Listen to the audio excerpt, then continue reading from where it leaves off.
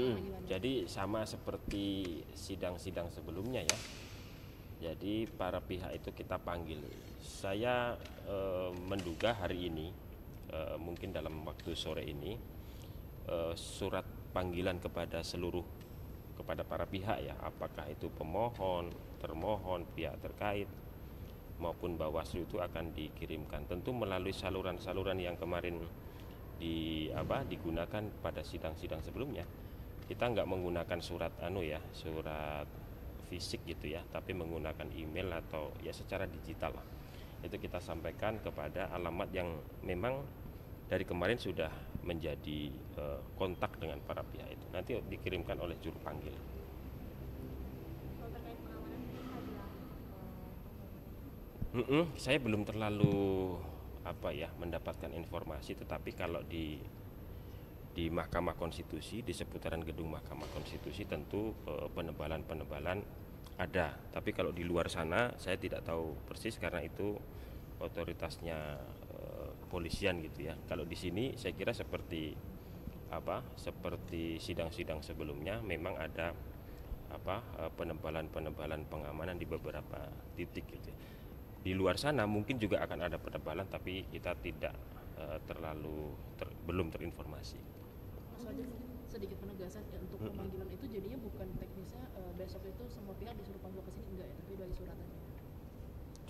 Surat karena memang panggilan, jadi para pihak itu dipanggil. Jadi isinya itu adalah panggilan menghadiri sidang gitu kan. Nah, itu ditujukan kepada pemohon atau kuasanya gitu, dikirimkan via email atau via WhatsApp atau via apa gitu ya yang sebelumnya digunakan. Nah, dari situ nanti kita konfirmasi besok yang hadir siapa sesuai dengan kuota kursi di ruang sidang dan seterusnya nanti.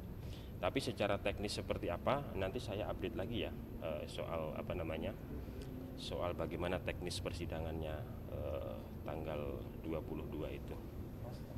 konfirmasi dipertimbangkan yang sebelum tanggal 16 yang dibahas mungkin sebelum Ya. tanggal 16 itu berapa jumlahnya? Karena kalau Ada- setelah tanggal 16 ada 20-an lebih kan? Ada 14. 14. Hari ini ada 33 kan? Total 33. 33. Hari ini ada 10, kemarin 23, total 33. Kalau di split mana yang 16 April ada 14.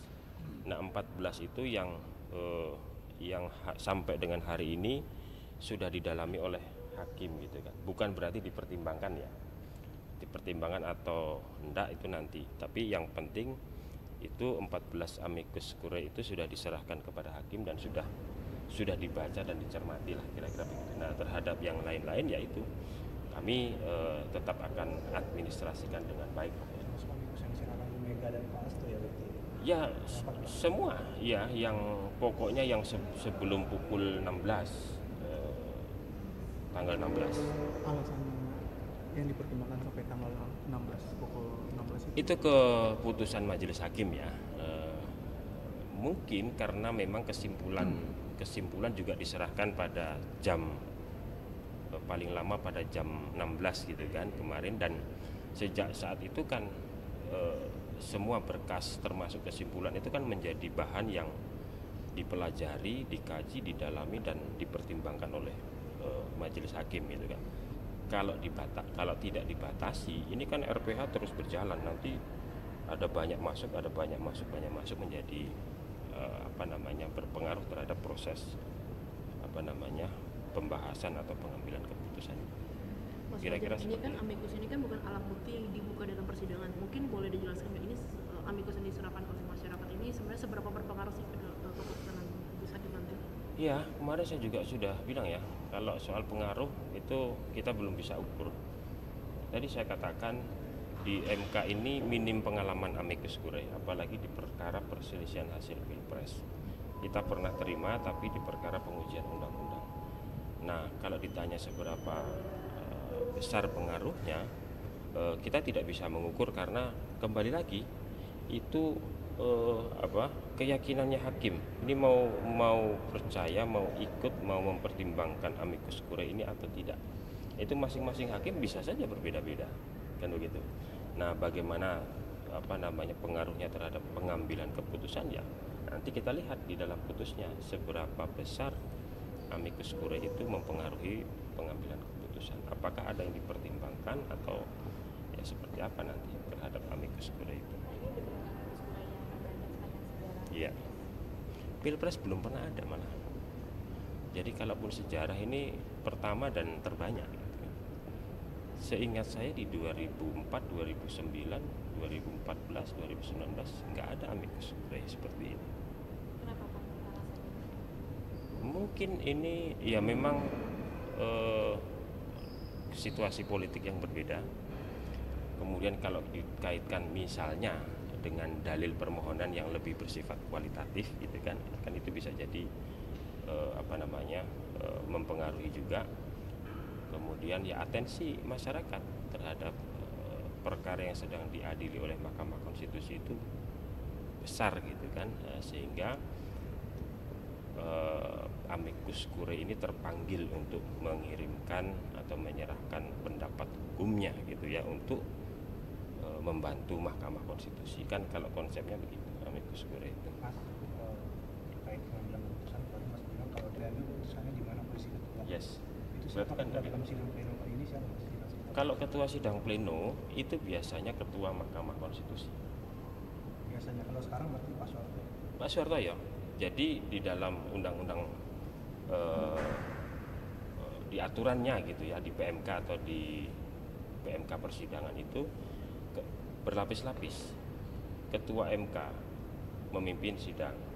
Kalau berhalangan wakil ketua. Kalau berhalangan lagi hakim yang tertua. Seterusnya begitu. Nah, ketika pengambilan keputusan ya umumnya secara umum ya ketua Mahkamah Konstitusi. Kalau memang ketua Mahkamah Konstitusi ada di rapat permusyawaratan hakim. Mas, ini kan RPH udah berlangsung. Artinya para hakim itu maraton dan nginep di sini gitu Pak. Membahas dan merumuskan. Ada yang nginep, ada yang enggak. Dan apa? Kan bukan soal cepet ngebut atau enggak gitu ya. Yang penting ketentuan undang-undangnya terpenuhi. 14 hari itu berapa? 22 gitu kan. Sejauh ini gitu, tetap di tanggal 22. Oke? Ada pembatasan ini nggak sih kayak kuota pengacara yang datang atau kuota Ada yang batasan. masuk yang nanti? Nah, nanti kita itu yang termasuk yang kita sampaikan termasuk ketika di sidang. Kemarin kan ada itu. Masing-masing berapa itu? 20 ya. 20 atau berapa? Semua pihak itu disiapkan kuota. Makanya di dalam konfirmasi panggilan itu kita juga sudah sampaikan siapa yang datang, dia duduk di kursi nomor berapa dengan aplikasi tertentu, itu sudah termasuk yang kita siapkan. Sehingga semua yang hadir itu sudah kita pegang, dia duduk di mana itu sudah diatur gitu ya. Nah, itu membantu kelancaran kita dalam bersidang. Tapi kalau untuk alur sidangnya nanti seperti apa itu udah ada bocoran nggak sih? Belum ada bocoran dan saya belum terinformasi juga. Barangkali hari ini nanti mungkin sudah bisa kita ketahui teknis persidangannya besok seperti apa, model pengucapan putusannya seperti apa gitu ya. Ada 2 perkara gitu ya, apakah kemudian digabung, apakah satu-satu, nanti kita update lagi informasinya. Mas, terakhir mungkin soal amicus curiae kan tadi kan berarti ada yang didalami dan yang sampai saat ini kan masih ada yang masuk. Nah, nantinya yang tidak didalami ini istilahnya cuma diterima aja atau gimana sih Mas sebenarnya? Ya kita terima, ya kita administrasikan aja bahwa kita menerima sekian puluh. Ini kan termasuk sebagai bentuk akuntabilitas kita kan. Kita terima ini semua dari siapa saja, kapan kita terima, itu kita administrasikan dengan baik. Kita laporkan kepada pimpinan, ya syukur-syukur nanti kalau bisa dipublish gitu kan. Intinya tetap kita administrasikan dengan baik lah. Tidak kemudian asal terima kemudian diperlakukan tidak semestinya gitu. Sampai kapan akan diterima Mas? Ya kalau ada yang mau menyerahkan ya kita kan harus terima. Enggak kemudian kita bisa menolak, enggak bisa kita larang juga. Tapi yang tanggal 16 itu berarti batasnya sudah final ya dari majelis Yes. hakim. Yes. Itu dipublish di mana Mas? Kalau misalnya itu menjadi bagian atau dari ada beberapa kalangan mengira konstitusi melalui email gitu ya, bisa nggak seluruh amicus curiae itu dibuka kepada publik kan begitu. Nah, tentu kami harus kaji dulu apakah ini menjadi bagian dari perkara ini, atau memang kalau tidak ini domain publik ya kita kita publish gitu. Nah, meminta arahan kepada majelis hakim, kepada ketua Mahkamah Konstitusi. Gitu ya.